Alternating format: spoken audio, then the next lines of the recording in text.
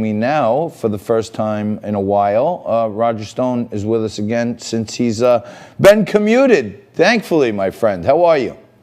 Thank you for having me back on, John. You're absolutely right. God answered my prayers as I prayed fervently and believed He would. I've been delivered from my persecutors. God is great. Donald Trump is great because he had the courage to undertake this very courageous act of both mercy and justice in a presidential election year. But anyone who looks at my DC-based trial in any detail would recognize that it was legally flawed, that I did not get a fair trial. But even more outrageously, despite all precedents, despite the law, despite the current regulations, the Bureau of Prisons and the Justice Department were intent on putting me in prison at a prison where they had just released a child pornographer, a serial rapist, a pedophile, and a bank robber to protect them from COVID-19. Ouch. But they wanted to put me in. I appealed that to the DC Circuit of Appeals. They rejected my appeal based on no consideration of the facts, the law, regulation, the danger. So it is, I was saved from what I think was a death penalty. This wasn't just I don't think there is any crime, but this was not a small matter. I think this was a matter of life and death. It sure was, and the president finally came to your aid. I know there were people in his administration who were imploring him vociferously to not do anything for you until after the election. But I think, the greatness and his heart came through, and he knew that he didn't want you to be dead.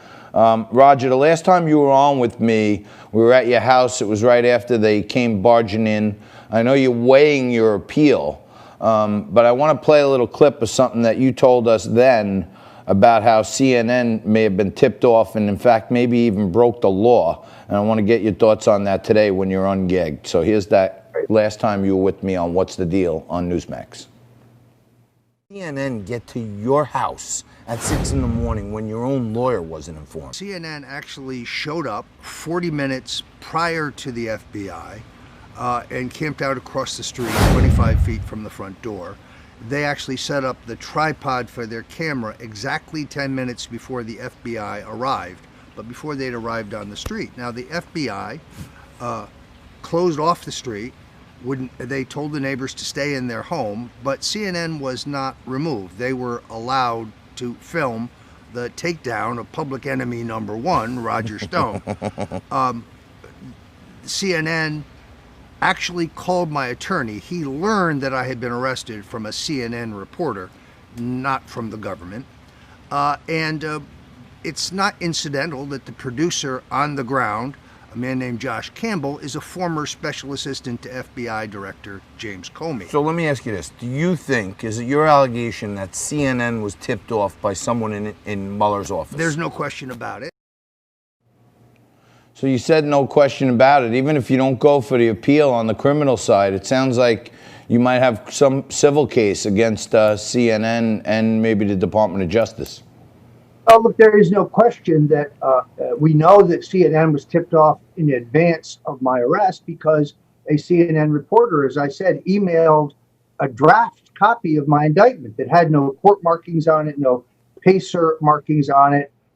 Yet that indictment was not unsealed until 2.5 hours later by a DC magistrate. So they argue against their own phony narrative that they just happened to be at my house through, sleuth-like journalistic reporting. Well, that's nonsense. They showed up 14 minutes before the FBI because they were tipped, and they proved that they were tipped by possession of this document. But the reason it's illegal, John, is because at the same time they were delivering a warrant for my arrest, they were also delivering a search warrant. The leaking of the government's plans to deliver a search warrant is specifically a felony. So somebody has to answer for this. We, to this day, have no answer as to who in the chain of command of the FBI approved this raid during the Trump administration. Who approved this raid? Because 29 FBI agents, a helicopter, two amphibious units, a canine unit, 17 armored vehicles. The taxpayers shelled out, I don't know, $1.1 million is the figure that my lawyers came up with upon some research, when all they had to do was tell me that they were going to bring charges against me, and I would have turned myself in. In fact, the day before I was arrested, my lawyers were in touch with the special counsel's office. We turned over 30 pages of text messages, which I believe indisputably proved that Randy Credico was the source of what little information I knew about WikiLeaks. But it didn't surprise me that the Mueller investigators disregarded that exculpatory information. There were multiple grand jury witnesses that told them the same thing. Right. They were also ignored. They had already made up their mind, proving once again that this was a political prosecution. So you weighed in when I last saw you on some of the left-wing fake news media personalities.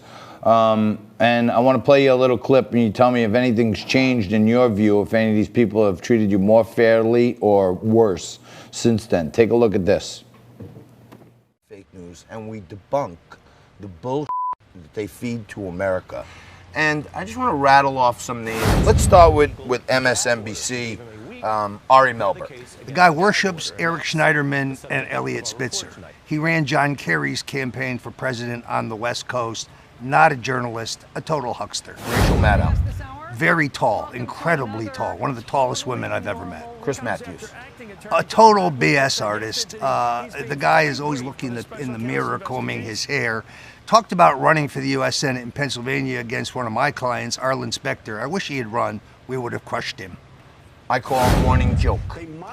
You know, Joe Scarborough loved Donald Trump when he was laying by the pool at Mar-a-Lago, drinking Donald's booze and eating Donald's food. When Joe was passed over for the vice presidency for Mike Pence, he suddenly turned on Donald Trump. So the idea that he's a journalist is kind of laughable. And the glasses and nose thing, is that nose attached to the glasses, or does it, So you having a little fun at Joe's expense there. Ari Melber, I think, gets worse and worse as I've been watching him. Any of these people changed in your view? Ari Melber is a caustic propagandist and a partisan, which is fine, but don't try to present yourself as some kind of neutral arbiter of what is true and not true. Chris Matthews has, interestingly, self-destructed entirely since that interview. He's gone. He's been blown out into the ether. Joe Scarborough and his now wife continue to be hateful towards the president for all the reasons I outlined. So really nothing has changed. The treatment of me by the media has not changed at all. I'll give you a perfect example. In 1981, I handled the campaign of Tom Kean, running for the second time to become governor of New Jersey. He was very far behind to begin with. Everybody assumed that Congressman Jim Florio would be governor. We ran a letter-perfect campaign. Florio did not run a very good campaign. Tom Kean won that election by roughly 1,600 votes out of 2.2 million cast.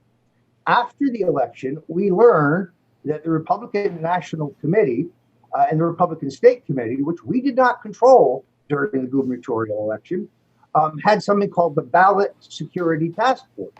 This was an effort in the inner cities to discourage, I guess, people who were not registered for voting, or people voting more than once.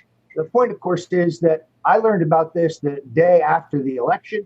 There was a lawsuit filed by the Democratic National Committee against the Republican National Committee. It was settled. Anybody who wants to look at that lawsuit, you can see that it has nothing to do with me. I learned about the Ballot Security Task Force at the same time Governor Kean did. He was very angry, and I understand why, because this was a great campaign. I had no involvement whatsoever in any effort to suppress black voters. But I know it. I didn't want to waste time, but you told me at every turn I did nothing here. I don't know WikiLeaks. You know, you're staying with us for 2 segments. We're going to take a quick break right here. We're going to come back. I want to talk to you about Patrick Byrne. I want to talk to you about Nancy Pelosi, and I want to talk to you about how much we hate this rat, Randy Credico, right after this.